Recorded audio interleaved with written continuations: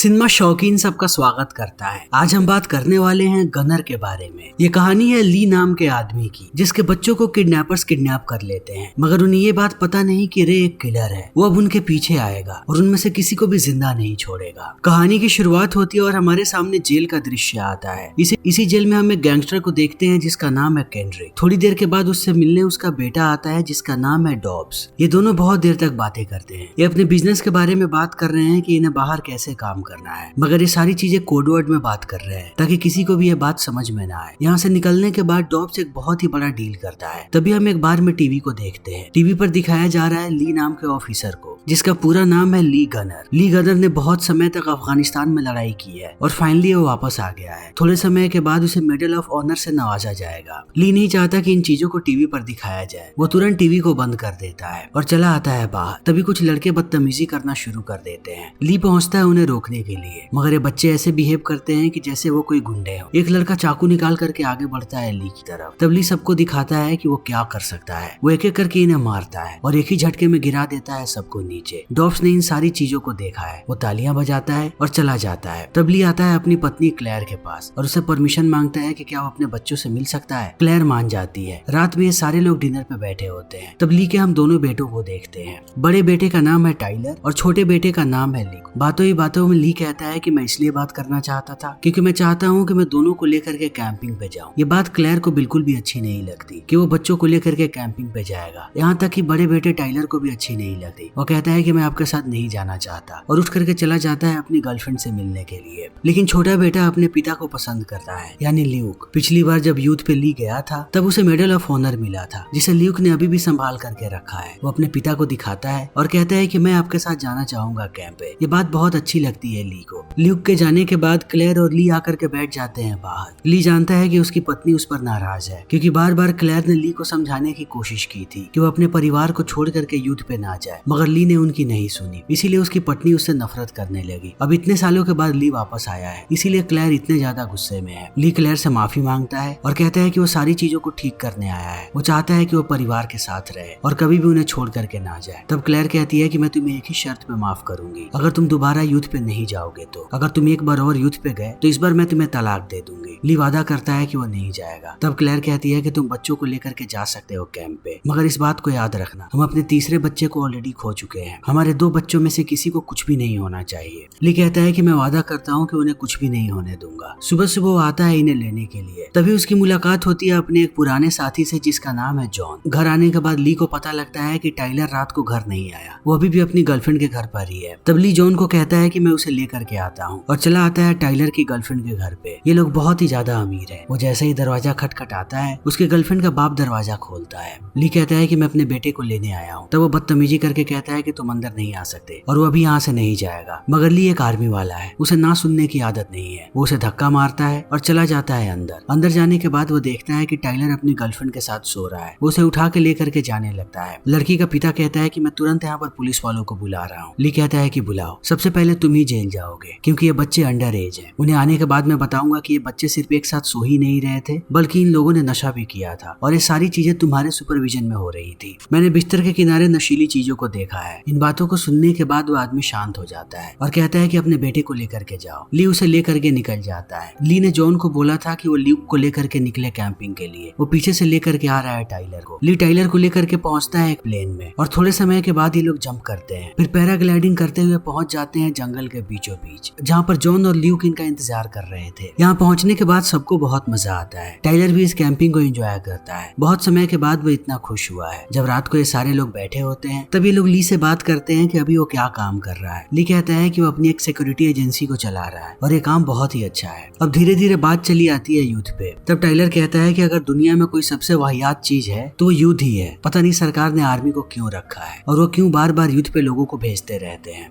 John Tyler को समझाने की कोशिश करता है, मगर वो नहीं समझता और उठ के चला जाता है यहाँ से दूर। तब जॉन ली को कहता है कि आखिर तुम अपने परिवार को सच्चाई बताते क्यों नहीं? ये सारे लोग तुमसे नाराज हैं, वो भी बिना मतलब का। कब तक तुम उनके नजरों में गिरे रहोगे? ली कहता है कि मुझे कोई फर्क नहीं पड़ता, उन्हें जो सोचना है वो सोचे। ल्यूक चला जाता है सोने। आधी रात में वो कैंप से बाहर आता है और कहता है कि मैं आपको कुछ बताना चाहता हूँ। जब हमारे भाई की मौत हुई थी तब सारे लोग इंतजार कर रहे थे कि आप आएंगे, खास करके टाइलर। लेकिन जब आप नहीं आए तब से टाइलर आपसे नफरत करने लगा। आखिर आप उस समय आए क्यों नहीं? तब ली कहता है क्योंकि मैं अफगानिस्तान में गुम हो गया था, अगर मैं वापस भी आता तो मुझे बहुत समय लग जाता। मगर ल्यूक बहुत ही समझदार लड़का है, वो समझ जाता है कि उसके पिता किसी सीक्रेट मिशन पे थे, इसीलिए वो नहीं आए। वो जाकर के सो जाता है। सुबह होते ही ये लोग दोबारा निकल जाते हैं जंगल में घूमने के लिए। थोड़े समय के बाद इन्हें एक मरा हुआ जानवर नजर आता है जिस पर ये लोग ज्यादा ध्यान नहीं देते। ली दोनों बच्चों को कहता है कि तुम लोग यहीं पर रहो, हम पानी ढूंढने जा रहे हैं, जैसे ही हमें पानी मिलता है हम वापस आ जाएंगे। ये ऐसे ही चलते जाते हैं। तब इन्हें नजर आता है एक बड़ा सा पाइप, लेकिन ये पूरे तरीके से सूखा हुआ है। वो लोग पाइप के पीछे पीछे जाने लगते हैं। तभी ली देखता है कि यहाँ पर एक बहुत ही बड़ा कैंप है, हर तरफ बैरल्स लगे हुए हैं और कुछ लोग भी हैं। उन लोगों की नजर पड़ जाती है इन पे। तब सारे आदमी यहाँ से लड़कियों को भेज देते हैं कि वो बैकअप लेकर के आए। ली समझ जाता है कि यहाँ पर इन लोगों ने एक ड्रग का पूरा लैब बना करके रखा है। सारी नशीली चीजों को ये लोग यहीं से ऑपरेट करते हैं। लेकिन अब ली कुछ करता उससे पहले जॉन का पैर पड़ जाता है एक ट्रैप पे और एक बड़ा सा ब्लास्ट होता है यहाँ पे। अब जॉन बहुत ही बुरी तरीके से घायल है। ली तुरंत टाइलर से कांटेक्ट करता है और उसे कहता है कि मेडिकल किट लेकर के आओ और मेरे बैग में एक बंदूक भी है। जब टाइलर यहाँ पे पहुंचता है चीजों को लेकर के, ली कहता है कि तुम वापस जाओ और जाकर के पुलिस वालों को इत्तला करो, मैं जॉन को ठीक करने की कोशिश करता हूँ। टाइलर निकल जाता है ल्यूक को लेकर के। तभी ली को एहसास होता है कि जॉन की मौत हो चुकी है। अब लैब के सारे लोग यहाँ पर आकर के इन पर अंधाधुंध गोलियां चलाने लगते हैं। ली भी अपनी बंदूक निकालता है और एक एक करके सबको मारना शुरू कर देता है। जब उसे लगता है कि इनकी तादाद ज्यादा है तो वो सीधा बैरल पर गोली चलाता है और हर एक ब्लास्ट में इनके लोग मारे जाते हैं। दूसरी तरफ टाइलर ल्यूक को लेकर के आगे बढ़ रहा है। तभी उसे कुछ लोग घेर लेते हैं और इधर ली को भी। मगर ली जानता है कि इनसे कैसे निपटना है। जैसे उसके हाथ में एक कुल्हाड़ी लगती है, वो एक एक करके कुल्हाड़ी से इनका काम तमाम कर देता है। मगर अब टाइलर और ल्यूक के पास डॉब्स आ चुका है। वो सबसे पहले इनके पिता का नाम पूछता है और चिल्ला चिल्ला के उसे कहता है कि आ जाओ, अगर तुम चाहते हो कि तुम्हारे बच्चे जिंदा रहें तो मेरे सामने आओ। तुमने आज मेरा बहुत सारा नुकसान किया है, इन सारे नुकसान की भरपाई तुम करोगे और अगर तुमने ऐसा नहीं किया तो मैं तुम्हारे दोनों बच्चों को मार दूंगा। मगर इन बातों को सुनने के बाद भी ली सामने नहीं आता। वो जानता है कि ऐसे लोगों पर भरोसा नहीं कर सकते। वो एक स्मोक ग्रेनेड फेंकता है। अब किसी को कुछ भी नजर नहीं आता और एक एक करके इसके आड़ में ली लोगों को मारना शुरू कर देता है। तभी यहाँ पर स्वॉट की टीम आ जाती है। तब गलती से अब उन्हें भी ली मारने लगता है जिससे बवाल मच जाता है। अब चारों तरफ पुलिस वाले भर चुके हैं और यहाँ पर डीईए वाले भी आ चुके हैं। यहाँ आते ही सबसे पहले वो ली को घेरते हैं क्योंकि उसे ही इन लोगों ने गोली चलाते हुए पकड़ा है और लेकर के चले जाते हैं पुलिस स्टेशन। यहाँ पर ली को छुड़ाने के लिए यहाँ का शेरिफ आता है जिसका नाम है बिल। वो अपनी पूरी कोशिश करता है कि वो ली को छुड़ा ले, मगर यहीं पर एक FBI एजेंट है जिसका नाम है केलर। वो ली को कहता है कि ये केस बहुत ही पेचीदा होने वाला है। तुम्हारे दोस्त ने FBI वालों पर गोलियां चलाई हैं और स्वॉट वालों पर भी। वहाँ पर डीए वाले भी मौजूद थे। ये केस बहुत ही लंबा जाएगा, मगर बिल अपनी पूरी कोशिश कर रहा है। थोड़ी देर के बाद वो केलर के साथ पहुंचता है ली के पास। ली केलर को कहता है कि तुमने बहुत बड़ी गलती की है। मैं जब वहाँ पर गया था मैं उन लोगों को मार रहा था जिन लोगों ने मेरे बच्चों को किडनैप किया है और जो ड्रग के रैकेट को चलाते थे। तुम लोगों ने गलत आदमी को पकड़ लिया। अगर उस समय तुम लोग मेरे सामने नहीं आते तब मैं अपने बच्चों को बचा लेता और कहीं उन सारे लोगों को मार भी गिराता। गलत समय पे तुम लोग वहाँ पर आ गए। इसी बीच यहाँ पर क्लेयर आ जाती है और ली को कहती है कि मैंने तुमसे पहले ही कहा था कि हमारे बच्चों को कुछ भी नहीं होना चाहिए। अब हमारे दोनों के दोनों बच्चे गायब हैं। तुम्हें जो करना है वो करो, तुम्हें जिसे मारना है उसे मारो, मगर हमारे दोनों बच्चे घर वापस आने चाहिए। ली उससे वादा करता है। तभी क्लेयर के फोन पे डॉब्स कॉल करता है और ली को कहता है कि तुम्हारी वजह से मेरा बहुत सारा ड्रग्स पकड़ा गया है। तुम्हें अंदाजा भी नहीं है कि वो कितने का है। तुम्हारे दोनों बच्चे मेरे पास है। अगर तुमने मेरा नुकसान किया है तो भरपाई भी तुम ही करोगे। अगर तुम चाहते हो कि तुम्हारे बच्चे जिंदा रहें तब उस सारे के सारे ड्रग्स को लेकर के आ जाओ मेरे अड्डे पे। मैं तुम्हारे बच्चों को छोड़ दूंगा। अब ये तुम्हारी जिम्मेदारी है कि FBI के पास से तुम उन सबको चुराओगे। इतना कहने के बाद वो फोन रख देता है और क्लेयर यहाँ से चली जाती है। तब ली बात करता है केलर से और उसे पूरी बात बताता है कि डॉब्स ने किडनैप किया है मेरे दोनों बच्चों को और अब वो चाहता है कि जितना भी ड्रग्स उसका तुम लोगों ने पकड़ा है मैं उन सबको लेकर के जाऊं उसके अड्डे पर। मुझे सारा का सारा ड्रग्स दे दो। मैं तुमसे वादा करता हूँ कि मैं सब कुछ वापस लेकर के आऊंगा और हो सके तो उन सारे लोगों को मार भी गिराऊंगा। मुझ पर बस एक बार भरोसा करो। इन सारी बातों को सुनने के बाद केलर कहता है कि यहाँ कोई मजाक चल रहा है क्या, कि तुम जो कहोगे हम वो करेंगे। मैं बस अभी तुम्हें यहाँ से छोड़ रहा हूँ क्योंकि हमें अभी अभी पता लगा कि वो सारा का सारा ड्रग्स डॉब्स का है, ना कि तुम्हारा, इसीलिए मैं तुम्हें छोड़ रहा हूँ। इससे आगे किसी चीज की उम्मीद मत रखना। इतना कहने के बाद केलर चला जाता है। बिल बाहर निकालता है ली को और कहता है कि वो उसके साथ है। डॉब्स दुनिया के सारे गलत काम करता है अपने बाप के साथ मिल करके। उसका बाप अभी भी जेल में है, मगर मैं एक बंदे को जानता हूँ जो ट्रांसपोर्ट का काम करता है। उसकी सारी चीजों को वही एक जगह से दूसरी जगह पहुंचाता है। वो रोज आकर के बैठता है एक बार में। तुम उसके पास जाओ, वहाँ से तुम्हें लीड मिल सकती है। बिना वक्त गवाए ली पहुंच जाता है वहाँ पे और जाते ही मारना शुरू कर देता है उस आदमी को। वो उससे बिल्कुल भी सवाल जवाब नहीं करता। जब वो आदमी मरने के कगार पे होता है तब ली उससे सवाल करता है और उस आदमी के पास कोई जवाब नहीं होता सच्चाई बताने के अलावा। वो बता देता है उनके लोकेशन के बारे में जहाँ पर आखिरी बार उसने कंसाइनमेंट पहुंचाया था। ली अभी भी गुस्से में है। जानकारी मिलने मिलने के बाद भी वो इस आदमी के पैर में गोली मारता है और निकल जाता है यहाँ से। दूसरी तरफ हम डॉब्स को देखते हैं जो अपने एक आदमी से बात कर रहा है और कहता है कि हमारी टीम में कोई ना कोई FBI का खबरी है। मुझे अभी पता लगा कि यहाँ पर भी रेड पड़ने वाली है। किसी ने इस लोकेशन के बारे में बता दिया है। जितनी जल्दी हो सके सारे सामान को यहाँ से निकालो और दूसरे लोकेशन पे शिफ्ट करो। सब सामान को निकालना शुरू कर देते हैं। तभी डॉब्स की नजर पड़ती है एक आदमी पे जो कोडवर्ड में बात कर रहा है। डॉब्स इस आदमी से सवाल जवाब भी नहीं करता और सीधा भेजे में गोली मारता है। जाते समय वो टाइलर को यही छोड़ के ल्यूक को लेकर चला जाता है कि टाइलर को उसके बाकी लोग लेकर के आएंगे। उनके जाने के थोड़े समय बाद यहाँ ली पहुंचता है और मारना शुरू कर देता है एक एक करके सबको। चारों तरफ से अब गोलियां चल रही हैं। तभी केलर भी अपनी टीम को लेकर के आ जाता है। ये लोग बचे हुए लोगों को मारते हैं और इनके हाथ थोड़ी नशीली चीजें भी लगती हैं। अब ली को टाइलर मिल चुका है। वो टाइलर को कहता है कि तुम FBI वालों के साथ जाओ, वहाँ तुम ज्यादा सुरक्षित रहोगे। मैं ल्यूक को लेने जा रहा हूँ। मगर FBI वालों ने उसे घेर करके रखा है। वो सबसे पहले उसे कहते हैं कि अपनी टी-शर्ट उतारो, हम देखना चाहते हैं कि तुम्हारे पास कोई और हथियार है या नहीं। जैसे ही ली अपनी टी-शर्ट उतारता है उसके शरीर पर हमें सैकड़ों निशान मिलते हैं जो चाकू या गोली के हैं। इन निशानों को देखने के बाद सबकी हालत खराब होने लगती है कि आखिर ये आदमी कौन है। ली जानता है कि अगर इन लोगों ने पकड़ लिया तो वो छोड़ेंगे नहीं। तब वो कूद करके भागता है यहाँ से। नीचे आकर के वो उनकी गाड़ी चुराता है और जितना दूर हो सके चला जाता है। रात में टाइलर पहुंचता है अपने घर पे अपनी माँ के पास। क्लेयर उसे देखने के बाद बहुत खुश है मगर वो दुखी भी है कि ल्यूक कहाँ पे है। वहीं दूसरी तरफ हम ल्यूक को देखते हैं जिसे डॉब्स खिला रहा है। वो बिल्कुल भी उसे चोट नहीं पहुंचाना चाहता। वो सिर्फ इतना जानना चाहता है कि आखिर ली कौन है और वो कहाँ से आया है। दूसरी तरफ ली मैसेज भेजता है टाइलर के पास और बुलाता है एक लोकेशन पे हथियारों को लेकर के। टाइलर वहाँ पहुंच जाता है। तब ली उससे कहता है कि मुझे तुम्हारी मदद चाहिए। जितनी जानकारी हो सके डॉब्स के बारे में इकट्ठा करके मुझे दो और ये बताओ कि उसका बाप कौन से जेल में है। टाइलर जल्दी से सारी जानकारियों को निकाल करके लाता है। फिर ली और टाइलर थोड़े समय के बाद ये दोनों होते हैं कार्गो शिप पे। ली टाइलर को कहता है कि जैसे ही मैं यहाँ से कूदूंगा तुम मेरे आर्मी वाले दोस्तों के पास जाओगे और उन्हें पूरी बात बताओगे। टाइलर मान जाता है। धीरे धीरे टाइलर ने अपने पिता को समझना शुरू कर दिया है। अब वो उसे नफरत नहीं करता, वो उसकी मदद करना चाहता है। यहाँ पर हमें पता लगता है कि जब ली अफगानिस्तान में था तब वो 1 साल के लिए गायब हो गया और ये बात उसके बड़े बेटे को खाने लगी। तब उसका बड़ा बेटा अफगानिस्तान गया अपने पिता को ढूंढने के लिए मगर वो जगह बहुत ही ज्यादा खतरनाक थी। पहले सप्ताह में ही उसकी मौत हो गई बॉम्ब से। लिया पूरी बात बताता है टाइलर को कि वो यहाँ से सीधे जाने वाला है जेल और डॉब्स के पिता केंड्रिक को बाहर निकालेगा। तब ये लोग डील कर पाएंगे डॉब्स के साथ। थोड़ी देर के बाद वो जंप करता है और टाइलर चला जाता है उसके दोस्तों को लेने के लिए। अब पैराशूट से नीचे आ रहा है ली। जैसे ही वो जेल के करीब आता है वो हर तरफ स्मोक ग्रेनेड फेंकने लगता है ताकि सारे के सारे गार्ड्स डिस्ट्रैक्ट हो जाएं। वो नीचे आता है और एक गार्ड्स को गिरा करके बेहोश करता है ताकि उसके कपड़ों को पहन सके। अब वो पूरे जेल में घूम रहा है। जैसे ही उसकी नजर केंड्रिक पे पड़ती है वो उसे लेकर के चला आता है बाहर टाइलर खड़ा है ली के दोस्त के साथ। ली के दोस्त का नाम है शॉन केलर। जैसे ये लोग थोड़ी दूरी पे जाते हैं शॉन पूरी कहानी सुनाना शुरू करता है कि सारे लोग तुम्हारे पिता की रिस्पेक्ट करते हैं क्योंकि उसने सबकी जान बचाई, मेरी भी और मेरे साथ साथ पूरे प्लाटून की। जब आतंकवादियों ने हम पे हमला किया था तब वो सबसे लड़ने लगा और सबको वहाँ से बाहर निकाला मगर अंत में वो फंस गया और आतंकवादियों ने उसे बंधक बना करके रखा। अगले 1 साल तक वो उसे टॉर्चर करते रहे, दुनिया के हर तरीके का दर्द उसे दिया मगर फिर भी नहीं टूटा ली। इन बातों को सुनने के बाद अब टाइलर को पूरी बात समझ में आ जाती है कि आखिर वो 1 साल तक कहाँ पे था और अपने बेटे के मौत पर भी क्यों नहीं आया। जब ये लोग बातें कर रहे होते हैं तभी केंड्रिक एक स्क्रू ड्राइवर चुरा करके अपने पास रख लेता है। थोड़ी देर के बाद गाड़ी रुकती है। तब ली कहता है कि मैं केंड्रिक को लेकर के जा रहा हूँ डॉब्स के पास। वो टाइलर को कहता है कि तुम शॉन के साथ जाओ और जाकर के पुलिस वालों को बताना कि मेरी अगली लोकेशन क्या होगी। ये लोग यहाँ से निकल जाते हैं और ली केंड्रिक के साथ जाने लगता है। वो तुरंत कॉल करता है डॉब्स को और बताता है कि तुम्हारे पिता मेरे पास है, तुम ल्यूक को मेरे हवाले करो और बदले में तुम्हारे पिता को मैं तुम्हारे हवाले करूंगा। डॉब्स को ये डील मंजूर होती है। वो ली को लोकेशन बता देता है कि आखिर फाइनली इन्हें कहाँ पर मिलना है। दूसरी तरफ पुलिस वालों को भी लोकेशन पता लग जाती है कि ली कहाँ जा रहा है। ली केंड्रिक को लेकर के पहुंच जाता है लोकेशन पे मगर सबसे पहले वो उसके छाती पे एक बंदूक लगाता है कि अगर केंड्रिक ने कोई भी चालाकी करने की कोशिश की तब ये बंदूक चल जाएगी। धीरे धीरे ये लोग आगे बढ़ते हैं। केंड्रिक देख लेता है कि उसका बेटा सामने ही खड़ा है। तब वो अपना दिमाग लगाता है और स्क्रू ड्राइवर को घुसा देता है ली के पैरों में और भागना शुरू कर देता है मगर थोड़ी देर के बाद जैसे ही उसका पाँव फिसलता है गोली चल जाती है और डॉब्स के सामने ही उसके पिता मारे जाते हैं। इस चीज को देखने के बाद अब डॉब्स पागल होने लगा है। वो अपने सारे आदमियों को कहता है कि इस आदमी को जिंदा मत छोड़ना। सब अंधाधुन गोलियां चला रहे हैं और डॉब्स भी गोलियां चला रहा है। एक एक करके ली सबको मारने लगता है। तभी बाकी लोग आकर के डॉब्स को बताते हैं कि पुलिस वाले इधर ही आ रहे हैं, तुम जितनी जल्दी हो सके यहाँ से निकलो वरना वो किसी को भी नहीं छोड़ेंगे। डॉब्स ल्यूक को लेता है और जाने लगता है पीछे के रास्ते। दूसरी तरफ उसके सारे आदमियों ने हमला करके रखा है ली पे ताकि वो आगे ना बढ़ सके और अपने बेटे तक ना पहुंचे मगर एक एक करके ली सबको मार रहा है। तुरंत ही पुलिस वाले भी यहाँ पर आ जाते हैं। वो भी बाकी लोगों पर गोलियां चलाना शुरू कर देते हैं। पीछे के रास्ते से डॉब्स आगे बढ़ता है और जाने लगता जाता है प्लेन के पास। उसके साथ ल्यूक भी है। पुलिस वाले उस पर गोलियां चलाते उससे पहले प्लेन टेक ऑफ हो जाता है। हवा में जाकर के डॉब्स को पता लगता है कि इस प्लेन के अंदर ही ली है। वो आखिरी समय में आकर के अंदर छुप गया था। अब इनके बीच घमासान लड़ाई होती है। डॉब्स और ली के बीच बहुत देर तक लड़ाई चलती है। ली पहले से घायल है, इसीलिए डॉब्स उस पर भारी पड़ता है और बंदूक निकाल करके जैसे ही गोली चलाता है उसे एहसास होता है कि उसके बंदूक में गोली नहीं है। तब वो पीछे का दरवाजा खोलता है ताकि ली को नीचे फेंक सके, लेकिन अब ली टूट पड़ता है डॉब्स पे, उसे पीटता है और चलते हुए प्लेन से फेंक देता है नीचे। लेकिन अब ये प्लेन क्रैश होने वाला है। जब ये दोनों लड़ रहे थे तब इंजन में खराबी आ गई। थोड़े समय के बाद प्लेन क्रैश हो जाता है, लेकिन ली और ल्यूक दोनों के दोनों सुरक्षित है। ली पहले ही पैराशूट लेकर के कूद गया था। वो चला आता है आराम से नीचे। अब समय ऐसे ही बीत रहा है। 1 महीने का वक्त बीत जाता है। 1 महीने के बाद बिल ने ली को छुड़ा लिया है जेल से। उसके ऊपर से सारे चार्जेस को हटा दिया गया। पूरे 1 महीने उस पर कार्यवाही चली है। अब ली खुश है कि वो अपने परिवार के साथ पूरा समय बिताएगा। अपने घर जाने से पहले वो आता है अपने मरे हुए बेटे के कब्र पर, फिर अपने मेडल ऑफ ऑनर को रख देता है और कहता है कि मुझे तुम पे फक्र है, तुम एक बहादुर बेटे थे। और इसी के साथ ये फिल्म यहीं पर खत्म हो जाती है। तो दोस्तों, हमारी आज की ये वीडियो यहीं पर खत्म होती है। अगर आपको हमारी ये वीडियो पसंद आई हो तो इसे लाइक करें, शेयर करें और चैनल को सब्सक्राइब करें। Thank you.